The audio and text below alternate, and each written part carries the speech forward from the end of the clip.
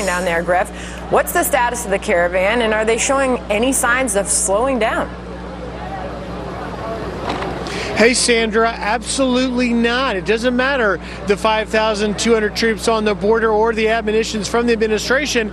Let me show you something new that's developing here, and that is we've seen the 4,000 or 5,000 strong caravan walking to the border, but it seems now they're doing more of waiting for a ride to the border. This is the first time I have seen since I've been here an organized bus operation from the state of Oaxaca actually getting volunteer buses to put people and load on them and take them to their next location. And that's fairly significant now because, you know, these towns, they continue to help them. When we began this way back a week or so or more, when the Mexican police were trying to dissuade them from coming across the Guatemala-Mexico border, it seems now some of the least Mexican towns are really assisting them to make their way. Now, there's been a little bit of tensions on some of these because they're trying to get the buses for women and children primarily, but in many cases the husband's with them or the father, and they don't want to be separated, and in some cases just the men, which make up at least 50% of this entire caravan or more, want to be in there.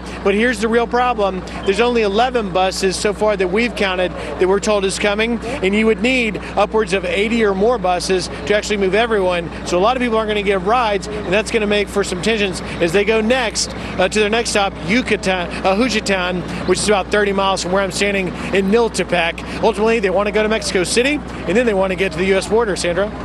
Griff, what can you tell us about this second caravan?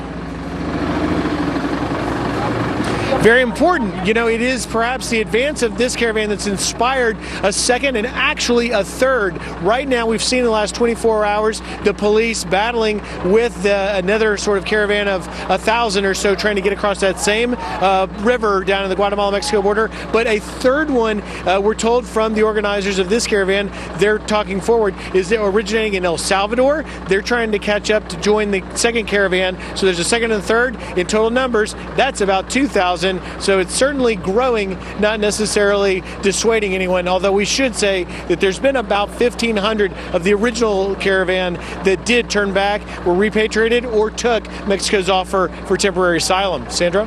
Griff Jenkins, you continue to bring some amazing pictures out of there, covering the story from the beginning. We will continue to track it all. Thank you. More on this a little later, too, what the border states are saying about the